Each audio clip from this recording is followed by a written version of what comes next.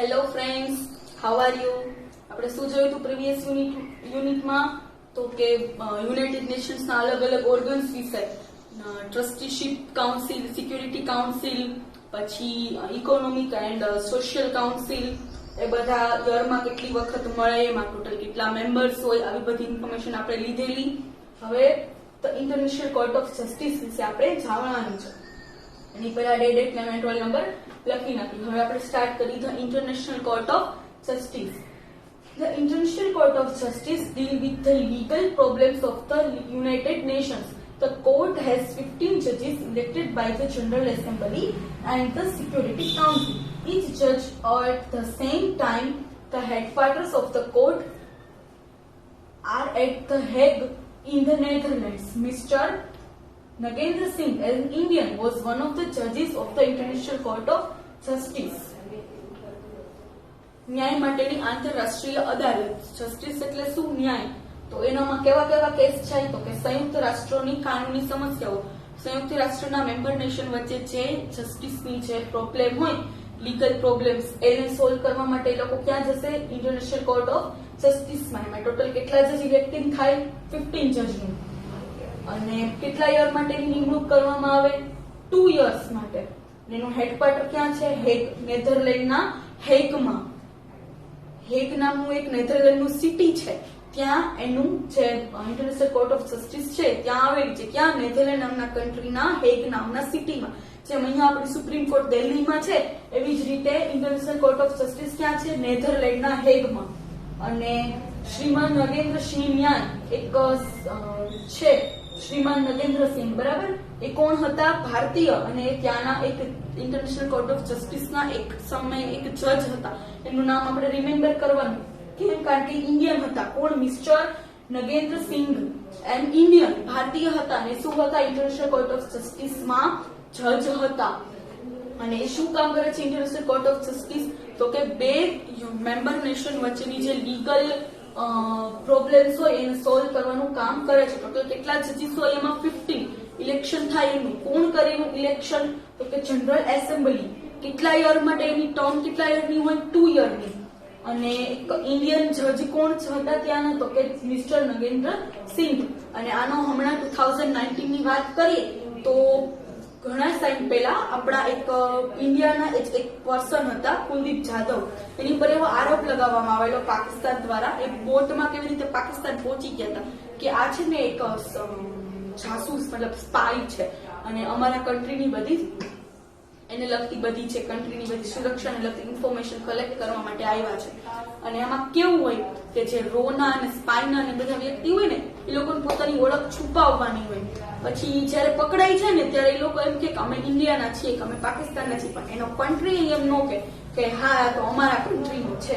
તો કુલદીપ જાધવ જે છે એને પણ એવી જ રીતનો એની સાથે પણ એવો જ પ્રોબ્લેમ થયેલો કે પાકિસ્તાનની જેલમાં હોય છે અને એને છોડવાનું કે છે તો પણ પાકિસ્તાનના લોકો ના પડે છે ને એને ફાંસીની સજા આપવાનું કે છે. એ વખતે ભારતના લોકો બધા છે, આપણા પીએમ ની બધા છે, એ બધા ક્યાં જાય છે? ઇન્ટરનેશનલ કોર્ટ ઓફ જસ્ટિસમાં. અને એને ન્યાય મળે એના માટેની વાત કરે છે. આ બધું ક્યારે થયું? લાસ્ટ યરના 2019માં. શું? ઇન્ટરનેશનલ કોર્ટ ઓફ જસ્ટિસ શું કામ કરે છે? તો કે બે કન્ટ્રી વચ્ચેના જે લીગલ પ્રોબ્લેમ્સ હોય એને સોલ્વ કરવાનું. એમાં કેટલા જજીસ છે? ટોટલ 15. એનું ઇલેક્શન કોણ કરે? General assembly. કેટલા ટર્મ માટે? 2 યર્સ માટે. અને એનું હેડક્વાર્ટર ક્યાં છે? નેધરલેન્ડના હેગમાં. અને આપણે એક નામ નેમ કોને યાદ રાખવાનું? ઇન્ડિયન હતા જે ત્યાંના જજ હતા, મિસ્ટર નગેન્દ્ર સિંહ. પછી છે the secretariat. Secretariat manages the day-to-day business of the United Nations. Its main job is to provide services to all the other UN organs. The Secretariat is made up of the Security General and other administrations. Trygve of Norway was the first Secretary General. બીજી એક organ છે secretariat. એ શું કામ કરે છે?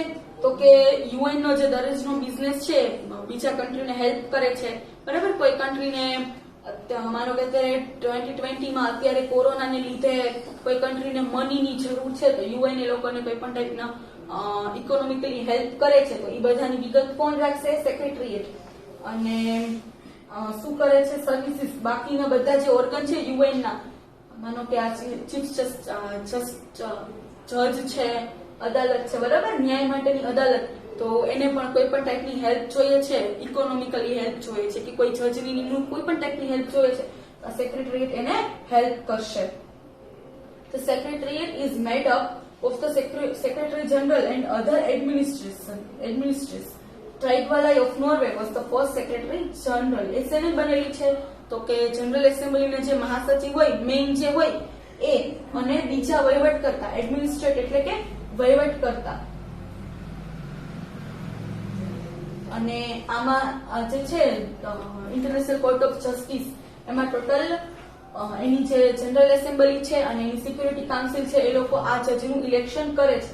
સેક્રેટરીએટમાં શું છે તો કે એના ડે ટુ ડે બિઝનેસને મેનેજ કરે છે, યુનાઇટેડ નેશન્સના બીજા યુએન ઓર્ગન્સને હેલ્પ કરે છે. અને એ શેની બનેલી હોય છે તો કે સેક્રેટરી જનરલ એન્ડ અધર એડમિનિસ્ટ્રેટ્સ. અને ફર્સ્ટ કોણ હતા? નોર્વેના ટ્રાઇગ્વાલાઈ. ક્યાંના હતા એ? નોર્વે નામના કન્ટ્રીના. અને નોર્વેની ગણતરી વિશ્વના વર્લ્ડના ફર્સ્ટ નંબરના પીસફુલ કન્ટ્રીમાં થાય છે. કયા કન્ટ્રીની ગણતરી? નોર્વે, વર્લ્ડનું ફર્સ્ટ નંબરનું પીસફુલ કન્ટ્રી. ઓકે, શું સેક્રેટરીએટ. પછી છે ન્યૂ પોઈન્ટ છે. આપણે એમાં ટોટલ કેટલા પોઈન્ટ્સ જોયા? 6. શેમાં? યુનાઇટેડ નેશન્સના ઓર્ગનના. હવે શું છે? Chief agencies of the UN. 6 point હતા. જનરલ એસેમ્બલી, પછી economic and social council, security council, પછી આ international court of justice, the secretariat, અને આવા ટોટલ આપણે 6 ઓર્ગન્સ જોયા. હવે શું છે? Chief agencies of UN. The following are the chief agencies of the UN.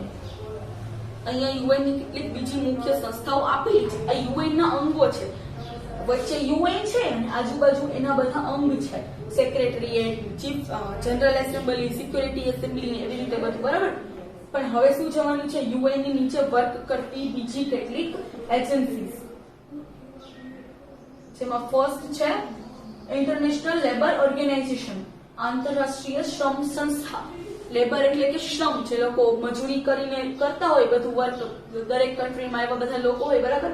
એ લોકોને માટે જે બધું વર્ક કરતો હોય એમના ડેવલપમેન્ટ માટે, ઇકોનોમિકલી એન્ડ સોશિયલી ડેવલપમેન્ટ માટે જે વર્ક કરે છે, જે એજન્સી શું છે? International Labour Organization, ILO. Short form પણ યાદ રાખવાનું અને ફૂલ ફોર્મ પણ. ILO નું ફૂલ ફોર્મ શું થશે? I for International, L for Labour and O for Organization. પછી શું છે? વર્લ્ડ હેલ્થ ઓર્ગેનાઇઝેશન, વિશ્વ આરોગ્ય સંગઠન, WHO. WHO, W for World, H for Health અને O ફોર ઓર્ગેનાઇઝેશન. થર્ડ શું છે? Food and Agricultural Organization. Food એટલે કે ખોરાક, એગ્રીકલ્ચર એટલે કે ખેતી. ખોરાક અને ખેતીનું જે કામ સંભાળે છે વર્લ્ડનું, એ કોણ સંભાળે છે? FAO. F for Food, F for Agriculture, O for Organization. પછી છે United Nations International Children's Emergency Fund, UNICEF. United Nations International Children's Emergency Fund, UNICEF. U for United, N for Nation, I for International, C for Children, E for Emergency, and F for Fund. United Nations International Children's Emergency Fund. જે United Nations છે એક શું કામ કરે છે તો કે સંયુક્ત રાષ્ટ્રના જે બધા બાળકો છે દરેક કન્ટ્રીના, એ લોકો માટે ભંડોળ એકઠું કરવાનું એક કામ કરે છે. કોણ? યુનિસેફ. પછી છે UNESCO, United Nations Educational Scientific and Cultural Organization, UNESCO. U for United, N for Nations, E for Educational, S for Scientific, and C for Cultural and O for Organization. UNESCO એ શું કરે? સંયુક્ત રાષ્ટ્રનું શૈક્ષણિક, વૈજ્ઞાનિક અને સાંસ્કૃતિક સંગઠન. ટોટલ કેટલા છે એની એજન્સી? 5. ઇન્ટરનેશનલ લેબર ઓર્ગેનાઇઝેશન, પછી છે World Health Organization, Food and Agriculture Organization, United Nations International Children's Emergency Fund, UNICEF, United Nations Educational Scientific and Cultural Organization, UNESCO. હવે આપણે ફર્સ્ટમાં શું છે એ જોઈએ તો કે International Labour Organization, ILO, works for the works for the improvement of the working and living conditions of the laborers all over the world. શું કામ કરશે? તો કે દરેક વિશ્વમાં બધા જે લેબર છે, જે લોકો વર્ક કરે છે, કામદાર છે, મજૂર છે, એ લોકોનું જીવન સારી રીતે વીતે એના માટે થઈ અને એ લોકો કામ કરે છે. કોણ? ILO, International Labour Organization. શેની એજન્સી છે? UN. આ એનો લોગો છે અને એ વર્ક શું કરશે? તો કે લેબર્સનું જીવન સારી રીતે જ રહે એના માટે થઈ અને એ વર્ક કરશે. Okay, thank you.